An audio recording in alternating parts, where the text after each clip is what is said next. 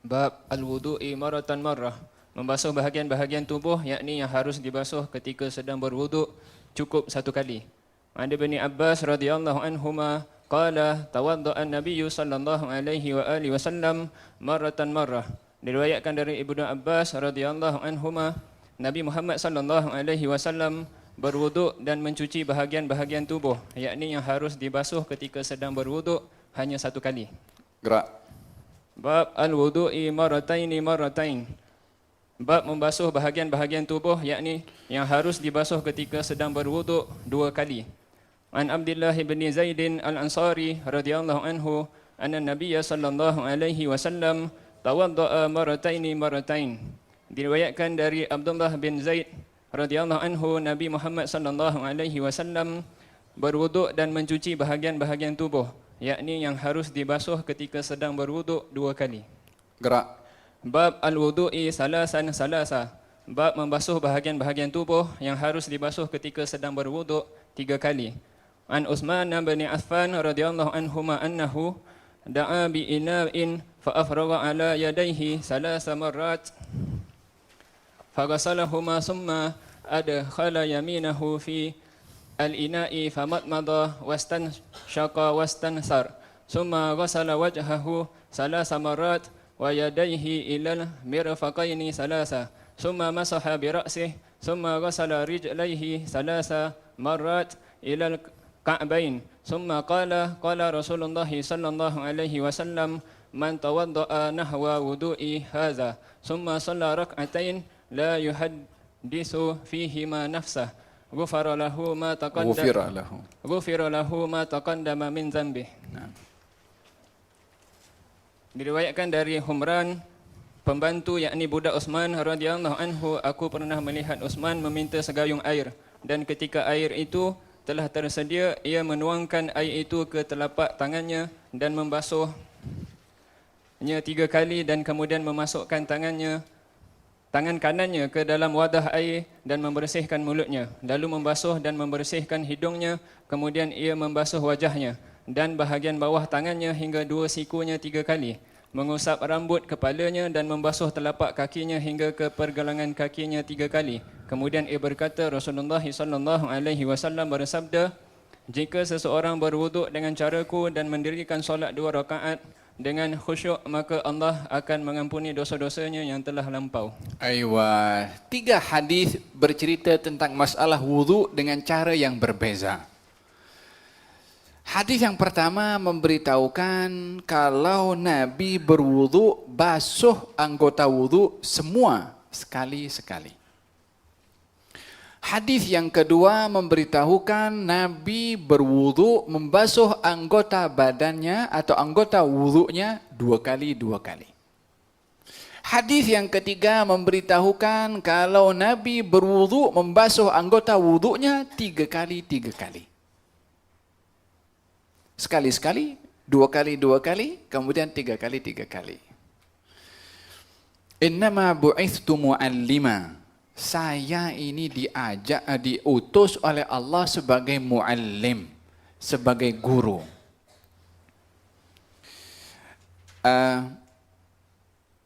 Guru itu mengajar. Guru mengajar, salah satu wasilahnya pengajaran melalui praktikal. Pengajaran melalui praktikal. Ditunjukkan oleh Nabi melalui perbuatan, walaupun tanpa menyampaikan. Perbuatannya Nabi itu adalah juga merupakan satu hujjah dan juga sunnah. Tapi dalam hal ini terdapat 3 cara Nabi wudu. Sekali, anggota badannya wudunya dibasuh sekali-sekali semua. Ada riwayat yang kedua 2 kali, dan riwayat yang ketiga 3 kali. Apa maknanya? Ingin memberitahukan bahwasanya dalam anggota wudu yang wajib untuk dibasuh ada 4 anggota.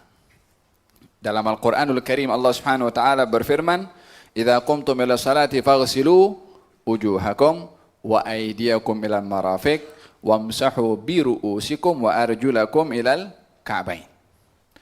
Bila mana kamu hendak salat, maka basuhlah wajah kamu dan tangan kamu sampai siku-siku, usaplah kepala kamu, dan juga basuhlah kedua kaki kamu sampai kepada buku lali. Wajah, tangan, kepala, dan juga kaki. Ini anggota wudu yang wajib untuk dibasuh. Dan ini bahagian daripada rukun-rukunnya wudu. Dalam mazhab Imam Syafi'i ditambahkan 2 lagi rukun.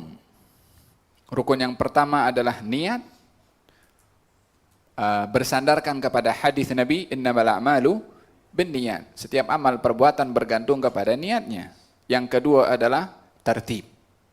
Tidak mendahulukan anggota yang kedua sebelum yang pertama. Karena Allah meletakkan di dalam Al-Quran ayat tadi cara berwudu. Allah letakkan apa dulu? Muka dulu, tangan dulu, muka, tangan, kepala dan juga kaki. Ketetapan yang Allah letakkan di dalam ayat ini dengan urutan yang sedemikian wajib untuk diikuti mengikut mazhab Al-Imam Syafi'i. Mazhab Abu Hanifah mengatakan tidak, tartib tidak wajib. Kalau nak basuh muka dulu, kemudian kaki dulu, kemudian kepala, kemudian tangan, selagi 4 ini yang dibasuh, maka ianya adalah wudu yang sah. Al-Imam Syafi'i mengatakan tidak. Ikut tartib yang Allah dah tentukan mulai daripada muka, tangan, kepala, kaki, itu juga yang kita kena ikut. Menyikapi dengan sikap sopan terhadap tartib yang ditentukan oleh Allah Subhanahu wa taala. Makanya dalam beberapa ayat, contohnya ayat kafara sumpah.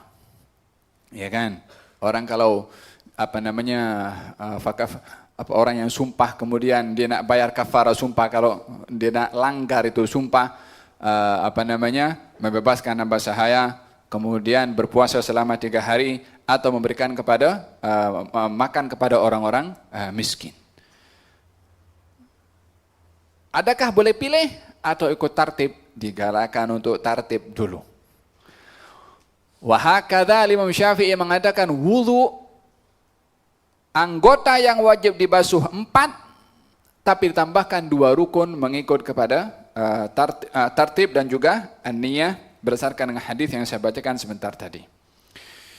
Dalam hal ini baginda Rasulullah membasuh anggota wudu selain daripada 4 ini ya, selain daripada 4 semuanya sunnah. Baik itu kumur-kumur, masukkan air ke dalam hidung, basuh telinga dan seterusnya. Yang dibasuh dalam hadis ini adalah anggota yang wajib. Nabi basuh sekali muka, sekali tangan, kepala dan juga kaki. Yang kedua 2 kali 2 kali, yang ketiga 3 kali 3 kali. Apa maksudnya? Ingin memberitahukan bahwasanya sahnya wudu pada anggota 4 yang wajib untuk dibasuh, sahnya adalah sekali. Lalu 2 kali bagaimana? Ya, kalau dibasuh 2 kali, maka ianya adalah diperbolehkan, hanya akan menjadi makruh membasuh anggota wudu 2 kali bila mana airnya cukup untuk membasuh 3 kali. Jadi Nabi basuh 2 kali macam mana? Takwilnya, kemungkinan besarnya air yang ada cukup untuk dibasuh 2 kali. Dan itu adalah perkara yang diperbolehkan. Adapun 3 kali dibasuh oleh Nabi SAW, airnya cukup dan juga digunakan 3 kali pun juga cukup, maka tidak digalakkan atau akan dikatakan makruh karena meninggalkan sunnah wudu yang sepatutnya dibasuh 3 kali. Kalau dibasuh 2 ataupun 1 akan menjadi makruh bila mana air cukup untuk dibasuh sebanyak 3 kali disebabkan meninggalkan apa yang disunnahkan oleh Nabi di dalam al-wudu. Faham dong?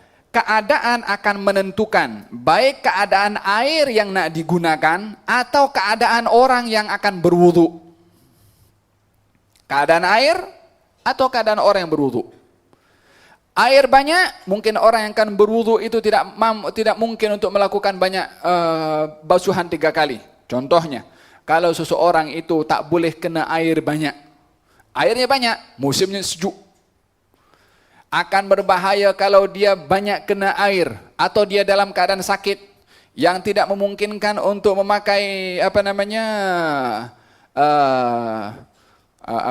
banyak air, atau dekat kapal terbang. Kalau kita tekan itu dekat bilik air, memang air pun banyak, tapi digunakan untuk orang lainnya. Falhasil, baik keadaan air yang nak dipakai atau keadaan si pemakai adalah menentukan berapa kali perlu kita membasuh anggota wudhu kita. Kalau dalam katil hospital, orang tak mampu untuk berwudhu 3 kali, mungkin takut karena sejuknya, mungkin, ataupun sebab apa saja, walaupun air banyak, basuh sekali sahaja. Karena Nabi pun pernah membasuh ketika berwudhu sekali, dan itu adalah diperbolehkan dan tidak akan dianggap makruh selagi ada sebab yang munasabah. Faham tom? Jadi 1, 2, dan 3 adalah ketiga-tiganya pernah dilakukan dengan keadaan yang berbeza-beza oleh Rasulullah SAW. Hanya yang ketiga perlu saya bahaskan lebih detail. An Uthman ibn Affan radhiyallahu anhu mengatakan annahu da'a bi'ina'in. Uthman da'a bi'ina'in, yakni meminta salah seorang daripada anak buahnya supaya mendatangkan air, membawa air untuk Sayyidina Uthman berwudu. Ulama memperbahaskan tentang apa hukum minta tolong kepada orang lain untuk ambilkan air untuk berwudu. Baik itu guna ceret ke atau apa saja. Dalam mazhab Imam Syafi'i ada satu bab yang disebutkan di situ, namanya bab al-isti'anah. Bab minta tolong ketika berwudu. Dan ianya dibagi menjadi beberapa bagian. Saya ingat saya ada 4. Hukum minta tolong ketika berwudu. Yang pertama, hukumnya harus, yaitu bila mana minta tolong kepada orang lain untuk ambilkan air, dan air itu didekatkan kepada orang yang akan berwudu. Itu hukumnya minta tolong, hukumnya harus, yaitu membawakan air. Yang kedua, hukumnya adalah makruh. Khilaful aula. Hukumnya adalah khilafu al-aula. Allah. Apa khilaful aula ini? Ahli fiqh ini bikin pening kepala kan pada kita ini. Bukan bikin pening kepala. Mereka cukup hati-hati nak sebut hukum tuh. Tak mudah macam zaman kita sekarang main bantai saja. Tak cocok juga dengan kita, khalas. Akan dianggap hukum, kita bagi cop, stempel terus. Mereka amat hati-hati kepada perkara-perkara yang terkait dengan hukum. Ada namanya hukum yang diistilahkan oleh ulama fiqh, namanya khilaful aula. Khilaful aula artinya hukum itu bercanggah dengan yang digalakkan. Bercanggah dengan yang diutamakan. Hukumnya apa? Di bawahnya harus, di atasnya makruh. Jadi kalau peringkat hukum itu harus, kemudian bawahnya itu khilaful aula, kemudian bawahnya lagi makruh. Apa itu makruh? Makruh kalau ditinggalkan dapat pahala, kalau dibuat tidak berdosa. Khilaful aula di atasnya makruh, di antara harus atau mubah dengan makruh, namanya khilaful aula.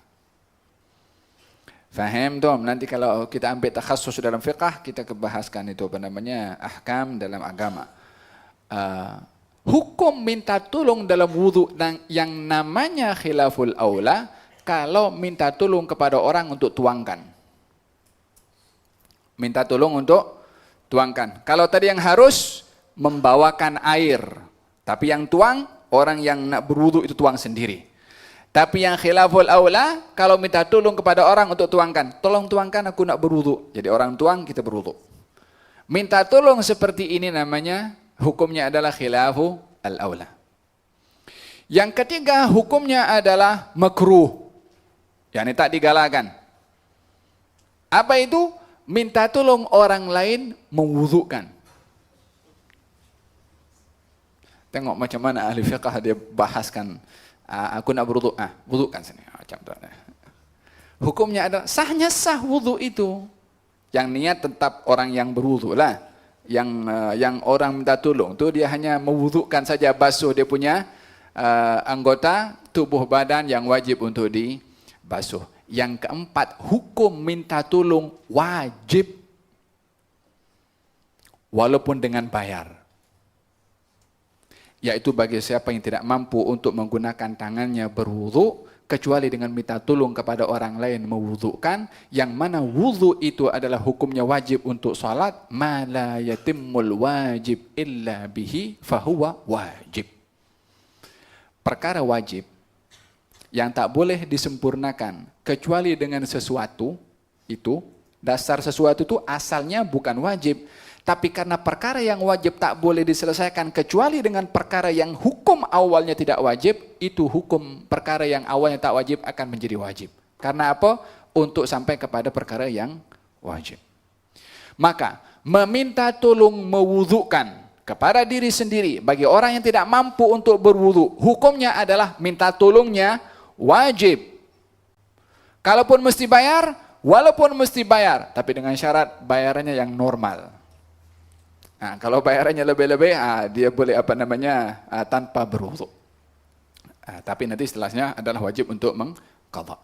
Falhasil ada 4 hukum di dalam meminta tolong yang terkait dengan wudhu. Yang pertama, harus ketika meminta tolong membawakan air, hukumnya khilaful aula, menuangkan air, dan hukumnya adalah makruh, meminta diwudhukan, dan yang keempat adalah wajib, meminta diwudhukan bagi mereka yang tidak mampu untuk berwudhu.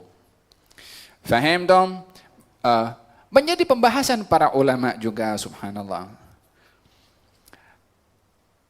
tentang Hanafiyah. Apa Hanafiyah itu? Pipe. Ulama memperbahaskan itu pipe. Kita bukan kelas fiqh sebetulnya, tapi saya bahaskan juga sebab ada terkait. Pipe itu termasuk daripada kita minta tolong kepada pipe atau tidak? Pipe pun dibahas. Faham tuh? Kata mereka mengatakan bahwasanya kalau kita buka pipe, kemudian kita terus tuangkan saja macam ini, seakan-akan pipe tolong kita untuk tuangkan air. Lalu macam mana? Kita kena buka pipe, kita ambil itu air macam ini, baru kita usapkan. Ini kita terlepas daripada minta tolong kepada pipe. Faham tuh? Ini satu pandangan yang mengatakan kalau pipe itu, kalau kita letakkan macam ni tangan, maknanya kita minta tolong dituangkan oleh pipe. Yang lebih afdal, kita ambil air macam ni. Dan akan diajarkan di sini oleh Sayyidina Uthman bin Affan. Falhasil di sini, Sayyidina Uthman bin Affan menyuruh anak buahnya membawa air. Minta tolong, tak minta tolong? Minta tolong. Termasuk hukum yang mana satu daripada 4 tadi? Yang harus, sebab hanya meminta dibawakan air sahaja. Fa'afragha ala yadayhi, Sayyidina Uthman menuangkan air kepada kedua tangannya. Dua tangan di sini ada 2 telapak tangan ya. 2 telapak tangan. Pembahasan yang disebutkan oleh Sayyidina Uthman bin Affan di sini adalah Sayyidina Uthman tidak memasukkan kedua telapak tangannya kepada bekas itu, tapi dituangkan daripada bekas kepada kedua tangan Sayyidina Uthman, baru setelah itu nak mula wudhu, tangannya dimasukkan ke dalam bekas itu. Kalau kita tengok mana itu. Kemudian beliau menuangkan air 3 kali kepada kedua tangannya, membasuh kedua tangan tersebut, yakni 2 telapak tangan, lalu kemudian memasukkan tangan kanannya ke dalam bekas. Memasukkan tangan kanan ke dalam bekas. Setelah apa? Setelah dicuci tangannya terlebih dahulu. Ingin memberitahukan bahwasanya digalakkan di dalam wudhu untuk membasuh kedua tangan, dan cara membasuhnya bukan tangan kita dicelupkan ke dalam bekas, tapi dituangkan di luar bekas. Apa hikmahnya? Hikmahnya akan nampak lebih bersih. kalau kita masukkan ke dalam bejana atau dalam bekas, sebelum dimasukkan mungkin tangan ini pegang sesuatu yang mungkin bau tak sedap ke atau apa, berubah kepada air tersebut. Walaupun tidak najis, akan tetapi anjurannya adalah dibersihkan tangan itu di luar, baru setelah itu bila mana nak mengambil tangan membasuh kepada anggota wuduknya, dipersilahkan sahaja. Khususnya bahkan menjadi satu kewajiban mengikut mazhab Imam Ahmad bin Hanbal, wajib seseorang membasuh kedua telapak tangannya sebelum berwuduk bila mana bangun daripada tidur. Kata dalam hadis Nabi SAW, saya ingat dalam sini pun akan disebutkan nanti. Baginda Rasulullah bersabda, bila mana salah seorang daripada kamu bangkit daripada tidurnya, maka bila mana hendak berwudu, jangan memasukkan kedua tangannya ke dalam bejana, ke dalam bekas. Tapi disuruh basuh dahulu. Sebab apa? فَإِنَّهُ لَا يَدْرِي أَيْنَ بَاتَتْ يَدُهُ. Orang itu tak tahu malam tu masa dia tidur, tangannya berada di mana. Seorang tidur dia tak sedar. Mungkin tangannya, maaf cakap, berada di tempat yang entah terpegang sesuatu ke yang kotor ke, atau maaf cakap terpegang kepada kemaluannya ke, atau apa saja yang dirinya tak tahu. Maka dalam hal ini dibersihkan atau dicuci di luar bejana tangan itu dulu sebelum dimasukkan ke dalam bejana untuk melengkapkan di dalam wuduknya. Imam Ahmad mengatakan wajib cuci kedua tangan ini. Walaupun dalam mazhab kita, mazhab Imam Syafi'i dan mazhab yang lainnya, anjuran atau sunnah membasuh kedua tangan sebelum memasukkan kedua telapak tangan ke dalam bejana. Faham Tom? Jadi di sini yang pertama menceritakan tentang sunnah membasuh kedua telapak tangan sebelum berwudu. Yang kedua, anjuran membasuhnya di luar bekas. Thalatha marrat, dan dibasuhnya adalah sebanyak 3 kali. Thumma adkhala yaminahu. Kemudian Sayyidina Uthman memasukkan tangan kanannya fil ina'i famadmadha wastanshaqa wastanthara. Sayyidina Uthman memasukkan tangan kanannya sahaja. Mengambil air untuk apa? Untuk 3 perkara. Madmadha, berkumur-kumur.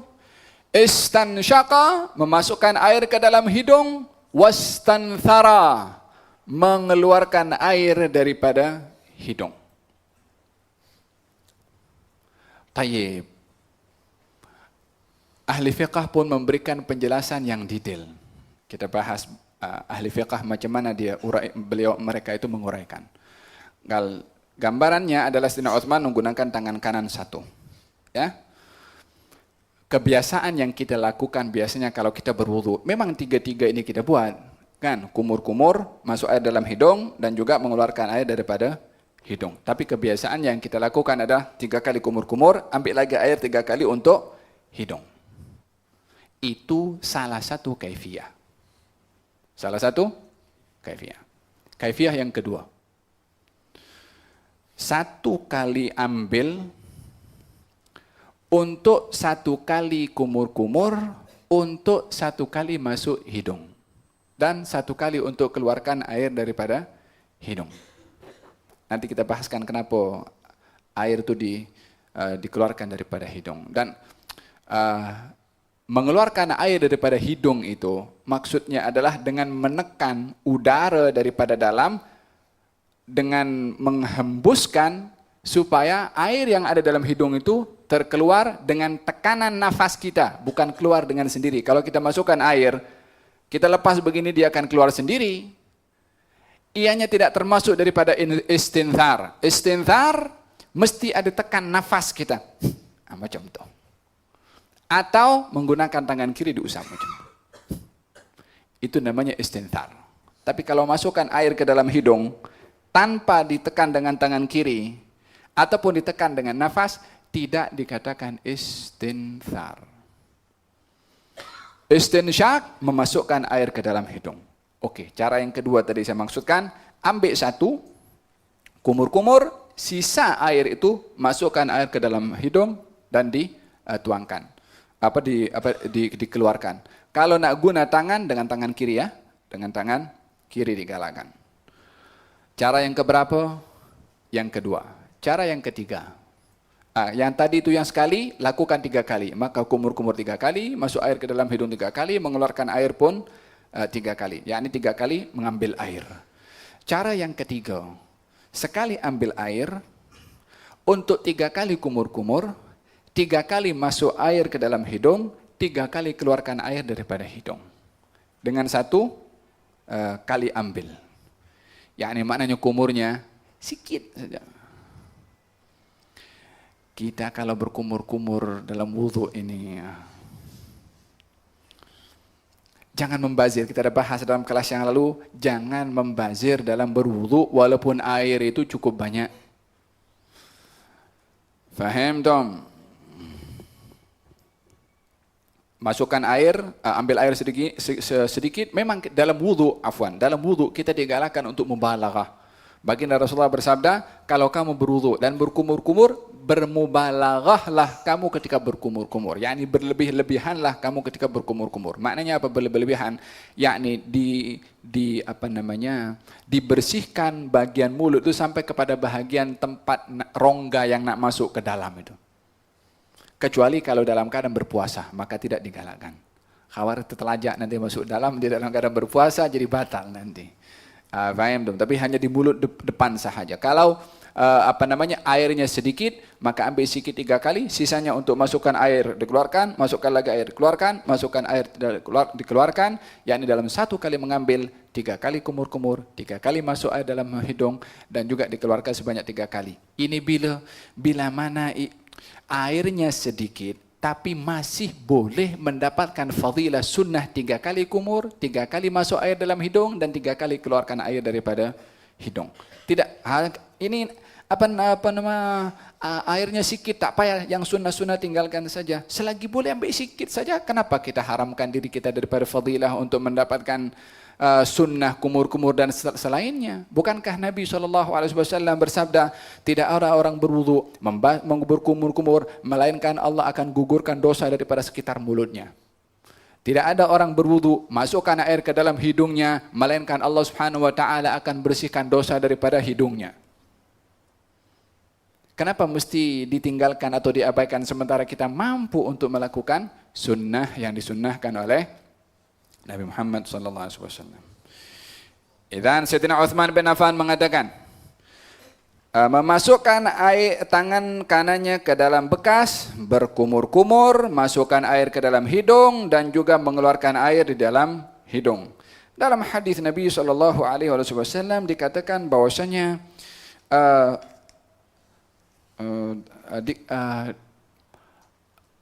di dalam hidung ini, saya ingat dalam hadis ada sebutkan sini, insyaallah. Naam. Dalam kitab Al-Musannaf, "Idza istayqadha ahadukum min manamihi fatawadda'a falyastanthir thalathan fa inna asy-syaitan yabitu ala khayshumihi." Barang siapa bila mana salah seorang daripada kamu bangkit daripada tidurnya, maka hendaklah berwudu dengan memasukkan air ke dalam hidung dan mengeluarkannya. Sesungguhnya syaitan bermalam di lubang hidungnya. Ulama pun membahas macam mana syaitan boleh menginap dalam lubang hidung manusia. Katanya sebagian mengatakan itu simbol sahaja. Yang kedua mengatakan tidak, secara hakikat pun juga. Nabi pernah mengaitkan beberapa perkara yang terkait dengan syaitan dan apa yang diperbuat oleh syaitan terhadap manusia.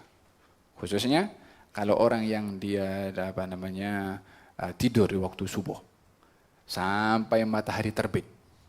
Bala ala udhunihi asyaitan, kata Nabi. Syaitan, maaf cakap, buang air kecil di telinga orang yang tidur tadi. Digambarkan oleh Nabi buang air kecil. Siapa ini? Syaitan. Bukan di kita punya telinga ini. Alangkah Murahnya ini telinga.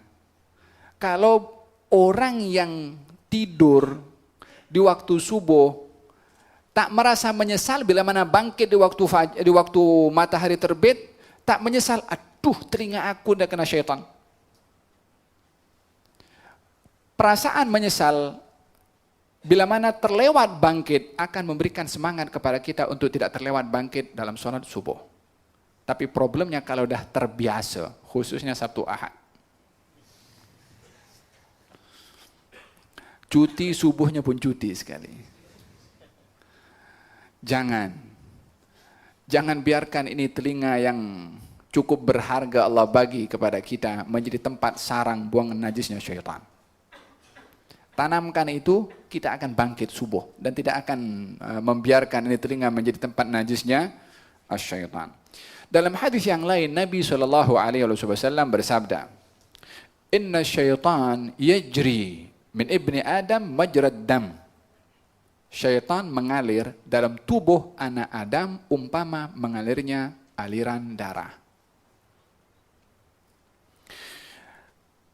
Dalam hal ini ungkapan-ungkapan baginda Rasulullah adalah menyentuh tentang bagaimana bahaya syaitan ketika mengganggu kepada manusia.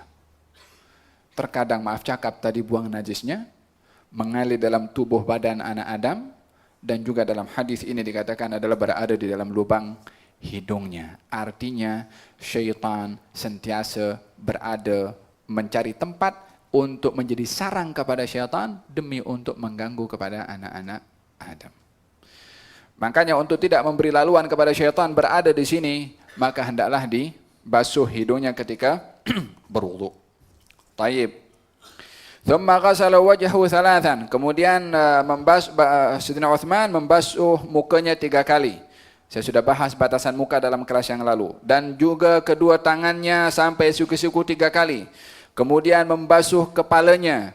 Kemudian membasuh kakinya 3 kali sampai kepada buku lali. Subhanallah. Disebutkan muka dibasuh 3 kali. Kemudian tangan dibasuh 3 kali. Saat sebut kepala, tak disebut 3 kali. Hanya diberitahu, usap kepala, lalu kemudian membasuh kaki 3 kali. 3 kali disebut dalam hadis ini ketika sebut muka, tangan, dan kaki. Ketika yang ada pegang buku, kita nampak itu, bahwasanya ketika disebut kepala, thumma masaha bi ra'sihi, mengusap kepalanya, kemudian membasuh kedua kaki 3 kali sampai buku lali. Jadi 3 kalinya disebut pada muka, tangan dan juga kaki tanpa disebutkan kepada kepala. Kata mazhab Imam Syafi'i, ya, karena bentuk pada kepala ini adalah usapan dan bukan basuhan, maka tidak disebutkan 3 kali walaupun tetap disunnahkan untuk diusap sebanyak 3 kali. Karena yang disebutkan 3 kali semuanya kepada yang sifatnya basuhan. Muka, basuh, tangan, basuh, kaki, basuh. Kepala tidak dibasuh, maka ini mengikut kepada yang lain yang dibasuh sebanyak juga 3 kali. Mazhab yang lain mengatakan tidak. Kepala hanya dibasuh sekali sahaja. Dan memang ada sandaran daripada hadis yang menyatakan Nabi hanya mengusap kepalanya hanya sekali sahaja. Perbezaannya adalah dalam hadis Imam Nawawi dalam kitab Al-Azkar ada menyebutkan tentang masalah fadilah dalam wudu. Katanya orang yang berwudu itu ketika membasuh tangannya, maka tangan yang dibasuh ini akan digugurkan dosanya sampai dosa-dosa yang ada di bawah kuku pun juga akan digugurkan oleh Allah, dihapuskan oleh Allah Subhanahu wa taala. Tidak masukkan air ke dalam hidung kecuali akan digugurkan dosanya. Berkumur-kumur dibersihkan mulutnya daripada dosa. Demikian bila mana mengusap wajahnya akan digugurkan dosa pada setiap rambut yang ada di muka ini. Ada berapa rambut di muka ini? Ada 20 nama rambut dalam muka ini. Namanya, ya. Tak payah sebut, sudah panjang nanti cerita rambut yang ada di muka saja. Kemudian mengusap kepala. Kata baginda Rasulullah, tidak diusap kepala ini melainkan tidak ada satu helai rambut yang dilalui oleh tangan ketika mengusap kepala, melainkan setiap satu helai rambut itu digugurkan dosanya oleh Allah Subhanahu wa taala. Yang tak punya rambut macam mana? Dikiaskan. Makanya digalakkan dalam mazhab Imam Syafi'i, orang kalau nak mengusap rambut ketika berwudu adalah menggunakan dengan 8 jari. Ibu jari ini diletakkan di kening sini. Dan jari telunjuk dan jari yang lain ini bermula diletakkan pada hujung rambut di atas dahi. Kemudian dialirkan ke belakang, lalu dikembalikan ke depan. Ini baru dikira sekali. Kiraan sekali itu, berapa jari yang lalu di kepala ini? 4 jari kanan, 4 jari kiri. Ya? Lalu ke belakang sekali. Lepas itu, dilalu lagi yang ke-2. Berapa agaknya rambut yang dilalui? Hitung sendiri sana, sampai bila kita tak akan mampu nak hitung itu rambut. Dilakukan 3 kali. Setiap kali usapan dan putar balik ini, diampunkan dosanya oleh Allah Subhanahu wa ta'ala. Walaupun syarat sah dalam orang berwudu itu, usapan rambutnya 3 helai saja. Macam ni saja sudah sah dia punya wudu. Tapi yang digugurkan dosanya ya sebanyak diusap itu. Kadang-kadang sebagian orang tak nak kacau dia punya jambul mungkin ke depan situ kot tak nak kacau rambutnya nampak handsome, bandingkan. Dia nampak handsome atau dia dapat pahala dari Allah Subhanahu wa taala dan digugurkan dosanya. Orang yang cerdik dia akan guna, lepas tu guna cermin sisir lagi. Nampak handsome balik. Faham tom? Walihada dalam mazhab Imam Syafi'i disunnahkan walaupun mengusap kepada rambut atau kepala adalah sebanyak 3 kali. Summa qala, kemudian bersabda, qala Rasulullah, kemudian Sayyidina Uthman berkata, qala Rasulullah sallallahu alaihi wasallam, man tawadda'a nahwa wudu'i hadha, barang siapa yang berwudu menyerupai, saya ulangi, barang siapa yang berwudu menghampiri cara wudu saya ini, kata Nabi, thumma shalla rak'atain, kemudian salat 2 rakaat. Okey, tunggu dulu sampai di sini dulu. Barang siapa yang berwudu menghampiri cara aku berwudu. Kalau menghampiri tak sama, karena tak seorang pun boleh sama cara wudunya dengan Nabi SAW. Dari segi zahir, memang anggota sama yang dibasuh, tapi saat atau keadaan Nabi ketika berwudu tentunya tidak sama dengan keadaan kita berwudu. Faham tuh? Orang berwudu mungkin basuh-basuh saja. Tapi orang yang lebih memaknai maksud daripada wudu akan lebih menginsafi kenapa muka itu dibasuh, kenapa tangan itu mesti dibasuh. Imam Al-Ghazali menuliskan dalam bukunya Bidayatul Hidayah. Kitab cukup cantik ditulis oleh Imam Al-Ghazali tentang masalah bab wudu dan ibadah-ibadah yang lain. Katanya orang itu ketika membasuh muka maka berdoalah kepada Allah. Tentunya setelah niat yang dilafazkan atau yang diniatkan, maka hendaklah dia berdoa kepada Allah, Allahumma bayyid wajhi yawma tabyaddu wujuhun wa taswaddu wujuh. Ya Allah, putihkan wajah aku ini di hari di mana ketika itu hanya ada 2 wajah sahaja, wajah yang diputihkan dan wajah yang dihitamkan oleh Allah. Ketika membasuh muka, diingatkan wajah ini adalah wajah yang sama nanti di hari akhirat dalam salah satu daripada 2 keadaan, putih atau hitam, wal'iyadzubillah. Wujuhu yawma idzin nadhirah ila rabbiha nadhirah wa wujuhu yawma idzin basirah tadhunnu an yuf'ala biha faqirah. 2 wajah saja. Wajah yang putih boleh tengok kepada Allah Subhanahu wa taala.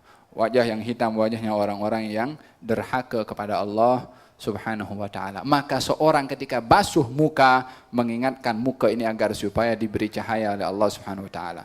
Berbeza saat berwudu diingatkan dengan keadaan di hari kiamat dengan orang wudu sambil sembang. Imam Al-Ghazali mengatakan ketika mengusap tangan sebelah kanan, ya Allah jadikan tangan ini adalah tangan yang menerima kitab nanti di hari kiamat. Ketika mengusap tangan, membasuh tangan kiri, ya Allah jangan kau jadikan tangan ini yang menerima kitab nanti di hari kiamat. So diikat juga ketika membasuh tangan ini dengan keadaan yang akan terjadi di hari kiamat yang terkait juga dengan tangan. Ketika mengusap kepala, ya Allah haramkanlah kepala dan rambut aku ini daripada disentuh oleh api neraka.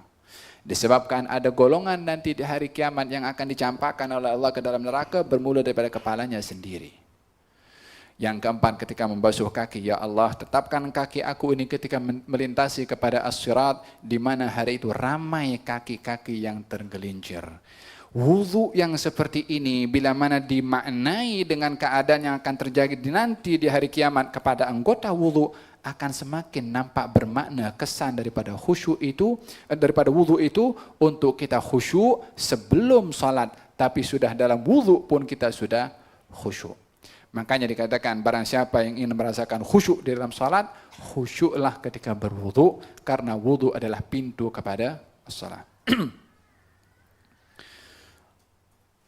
Man tawadda'a nahwa wudu'i hadza, barang siapa yang berwudu menghampiri cara aku berwudu, karena tak boleh nak wudu sebiji macam mana Nabi sallallahu alaihi wa ala alihi wasallam. Dalam hadis yang lain Nabi bersabda, "Sallu kama raaitumuni usalli." Salatlah kamu macam mana kamu tengok aku salat. Beliau tidak mengatakan salatlah kamu macam mana aku salat. Karena tak seorang pun tahu hakikat makna salat seperti mana makna yang diketahui oleh Nabi SAW. Makanya macam mana kamu tengok, sebab kamu tak akan mampu salat macam aku punya salat. Nabi punya salat, waju'ilat qurratu aini fi shalah, dijadikan punca kenikmatan aku adalah ketika mana berada di dalam salat. Yakni seronok ketika gembira, happy ketika dalam salat. Dan ini adalah susah untuk didapat kecuali orang-orang yang memang menghayati arti as-salat. Thumma shalla raka'atain, kemudian salat 2 rakaat. Ya, salatnya salat sunnah al-wudu. La yuhaddithu fihi ma nafsahu, dalam salat itu dia tidak bercakap dengan dirinya sendiri. Allah. Wudu, salat 2 rakaat, dalam salatnya itu tidak bercakap dengan dirinya. Apa maknanya tidak bercakap dengan dirinya? yakni ketika dia masuk dalam salat setelah berwudu, salat sunnatul wudu, adalah tidak bercakap dengan dirinya yang teralihkan daripada salat yang sedang dilakukan, yaitu salat sunnah al-wudu. Kalau dia bercakap dengan dirinya, Allahu Akbar, kemudian dia bilang, oh jap lagi gua nak pergi meeting jam sekian, fulan hadir tak hadir. Dia bercakap. Dan itu kebanyakan yang terjadi kepada ramai manusia. Kadang-kadang, subhanallah, bercakap dengan diri sendiri di dalam salat itu ditegur oleh Nabi SAW. Nabi memberikan syarat dari barang siapa yang berwudu menghampiri cara wudu saya. 1. Yang kedua, salat 2 rakaat. Yang ketiga, tidak bercakap dengan dirinya ketika salat. Maka kalau 3 ini dilakukan, akan diampunkan dosanya oleh Allah Subhanahu wa taala. Nak mendapatkan pengampunan dosa setelah wudu dan salat 2 rakaat, syaratnya adalah ketika salat tidak bercakap dengan diri sendiri. Bercakap apa dengan diri sendiri? Percakapan apa saja. Yang teruk dan parah adalah bila anda bercakap kepada diri sendiri, merancang untuk berbuat maksiat di dalam salat. Aku jap lagi nak pergi, waliyadzubillah, entah tempat yang mungkar umpamanya, dalam salat. Khawatir ini, perasaan ini, makanya subhanallah, baginda Rasulullah SAW bersabda, innallaha tajawaza an ummati ma waswasat bihi nafsuh. Allah memaafkan terhadap umatku apa saja yang menjadi lintasan was-was di dalam hati, selagi tidak dibuat atau dicakapkan. Selagi masih suara di dalam hati, kalau tidak dicakapkan kepada orang lain, ataupun tidak dibuat, dan juga tidak diyakini, di dalam ini ketika bercakap, macam mana diyakini? Kita bila mana sedang berfikir dan bercakap kepada diri sendiri, ada istijwab. Istijwab dia cakap, kita jawab juga. Kemudian dia cakap lagi, kita jawab lagi. Kita berbicara dengan siapa? Kepada diri sendiri. Percakapan ini macam ada dua makhluk dalam dan bercakap. Sehingga kita menjadi pendengar kepada percakapan di dalam ini. Tujuannya apa? Untuk teralih daripada salat tadi. Untuk teralih daripada Allah Subhanahu wa taala. Diceritakan pelbagai macam cerita. Ada satu kisah, Allahu alam, itu dinisbahkan kisah itu kepada Imam Abu Hanifah. Ada satu orang dia berdatang, "Ya Imam, saya punya barang berharga milik saya hilang. Mohon Tuan Imam doakan supaya barang di mana saya kena mesti jumpa barang itu." Barang hilang datang kepada Imam Abu Hanifah. Carilah pergi polis itu dekat mana kantor polisi atau office polisi untuk dia boleh cari. Tapi ini datang kepada Imam Abu Hanifah. Kata Imam Abu Hanifah, "Kamu malam bangkit pergi solat malam." Malam bangkit pergi, baru nak takbiratul ihram, barang tu di situ. Dia jumpa barangnya. Esok jumpa kepada Imam Abu Hanifah, bagi tahu, itu kamu dilupakan oleh syaitan akan barang kamu, diingatkan saat kamu nak buat qiyamul lail, sehingga diingatkan dengan barang kamu untuk kamu terhalang daripada qiyamul lail. Faham dong? Jangan layan kepada syaitan bila mana bercakap melalui hawa nafsu. Ini bukan mudah. Cakap saja mudah, teorinya mudah, tapi praktik kadang-kadang alhamdulillah rabbil alamin kita khusyuk, ar-rahman ar-rahim dah pergi tempat lain, di malik yaumiddin kita balik lagi khusyuk, iyyaka na'budu wa iyyaka nasta'in pergi tempat lain. Subhanallah, di dalam ini sudah di luar kawalan masa. Faham tuh? Terkadang kita boleh bercerita panjang lebar dalam 5 menit kita solat itu. Panjang kita pun cerita di dalam alam dalam ini sendiri. Faham dong? Latihlah diri kita ketika masuk dalam salat untuk tidak membiarkan dalam ini bercakap dengan kita, tapi lebih menjadikan di dalam ini dengar apa yang kita cakap. Walihada, langkah pertama seseorang itu untuk meraih khusyuk di dalam salat adalah menjadikan kita punya dalam ini, telinga kita atau hati kita, dengar apa yang kita baca, atau ikut baca bersama dengan lidah, dengan lisan. Bismillahirrahmanirrahim, alhamdulillahirrahmanirrahim. Di dalam ini ikut. Macam mana di dalam ini ikut? Yakni di dalam ini atau otak kita tahu apa yang dibaca oleh mulut, oleh lidah ini. Kalau kita tak tahu, maknanya tahu-tahu waladhdallin amin. Dia apa Fatihah dari awal dia tak tahu. Penghujung baru sedar amin. Terjadi tak terjadi kadang macam tu? Yang sampai tahiyat akhir pun juga baru ada yang ada juga. Assalamualaikum, dah selesai dah. Assalamualaikum warahmatullahi wabarakatuh. Assalamualaikum warahmatullahi wabarakatuh. Khususnya kalau salat berjamaah ikut dengan imam. Imam rukuk juga. Awwal ilmin yunza' min al-'ardi ilmul khusyu'. Ilmu pertama yang akan dicabut ini daripada bumi, ilmu khusyuk. Sehingga kata di akhir zaman, kata Rasulullah, kamu masuk ke dalam masjid, tak seorang pun yang khusyuk dalam masjid.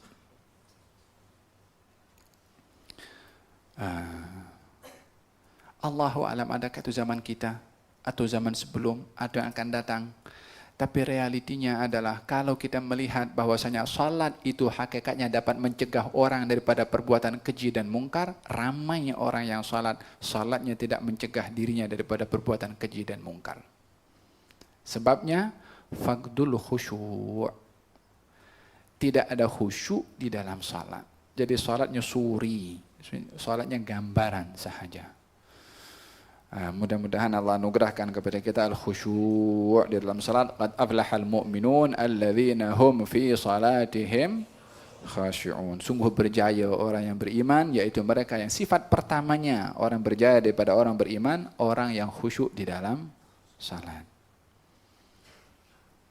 Ya, nahwu wudu'i, berwudu seperti aku, menghampiri cara wudu aku, salat 2 rakaat dan tidak bercakap dengan dirinya. Artinya dia fokus dalam salatnya dan tidak berkomunikasi dengan dirinya yang mengalihkan daripada as-salah. Ghufira lahu ma taqaddama min dhanbihi, maka akan diampunkan dosanya oleh Allah Subhanahu wa taala yang terdahulu. Ya salam. Tengok, diampunkan dosanya yang terdahulu. Semua dosa yang dilakukan oleh seseorang bila mana ia berwudu, dosa kecil ya, dosa yang dilakukan itu boleh dihapus dengan khusyuk, dengan wudu. Boleh dihapus dengan wudu itu sendiri, walaupun orang tidak bukan nak solat fardu baru berwudu. Kalaupun bukan untuk solat fardu, untuk berwudu sahaja dengan syarat yang disebutkan solat 2 rakaat, boleh menghapuskan dosa yang dilakukan sebelum berwudu. Jadi hikmah, faedah paling besar dalam wudu itu adalah menjadi sebab pengampunan dosa. Pengampunan dosa yang dilakukan sebelum berwudu. Termasuk daripada dosa yang ada pada tangan yang tadi saya sebutkan fadilah wudu pun juga diampunkan oleh Allah Subhanahu wa ta'ala. Tapi ada syaratnya. Itu wudu akan membawa kesan dengan pengampunan dosa kalau wudunya adalah sesuai dengan yang dituntut tadi. Apa maknanya wudu yang dituntut? Wudu yang dikabulkan oleh Allah. Oleh hadza dalam hadis baginda Rasulullah sallallahu alaihi wasallam bersabda, "La taghtarru." Nabi bersabda, "La taghtarru." Kamu jangan tertipu. Kamu jangan terpedaya. Dengan apa? Kata Imam Ibn Hajar mengatakan, jangan kamu terpedaya dengan banyaknya amal perbuatan baik yang kamu lakukan, yang kamu yakini amal perbuatan baik itu menjadi penghapus kepada dosa yang kamu lakukan. Karena sesungguhnya amal baik yang boleh menjadi penghapus kepada dosa adalah amal baik yang diterima oleh Allah. Sementara tak seorang pun daripada kita tahu adakah amal kita diterima atau tidak. Kalau begitu, jangan seronok dengan banyaknya amal.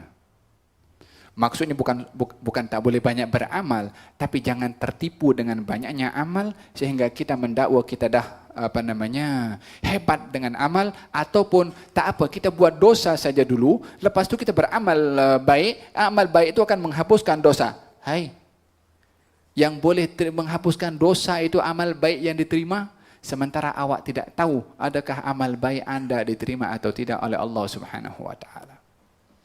La taghtarru, kata Nabi SAW, kamu jangan terpedaya dengan memperbanyak amal perbuatan dosa, dengan juga kamu diiri dengan perbuatan taat ataupun salat, demi salat itu menghapuskan dosa yang kamu lakukan, karena sesungguhnya dosa yang menjadi penghapus kepada salat yang menjadi penghapus kepada dosa hanya salat yang diterima oleh Allah. Faham tom? Al-Imam Ibn Hajar memberikan beberapa penjelasan. Yang pertama, daripada hadis yang ketiga khususnya dapat diambil faedah bahwasanya perlu diambil cara pengajaran dalam bentuk praktikal. Sayyidina Uthman bin Affan ketika nak mengajar cara wudu Nabi ditunjukkan langsung. Panggil bawa air, kemudian diajarkan oleh Sayyidina Uthman cara berwudu, kemudian diberitahukan kalau berwudu macam yang ini, yang daripada hadis Nabi SAW, dan solat 2 rakaat tidak bercakap kepada dirinya akan diampunkan dosanya oleh Allah Subhanahu wa ta'ala. Tapi ditunjukkan secara praktikal. Yang kedua adalah tartib di dalam masalah al-wudu. Yang ketiga, diperintahkan atau galakan untuk ikhlas ketika beribadah, baik itu wudu ataupun as-salah. Kemudian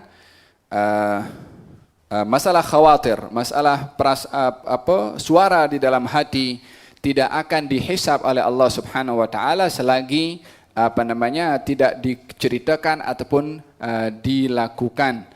Sebagaimana dalam hadis Nabi sallallahu alaihi wasallam, hanya di dalam salat kita tidak tidak boleh melayan kepada suara di dalam hati, karena akan mengganggu kepada khusyuk kita di dalam as-salah. Kepala tak disebut 3 kali.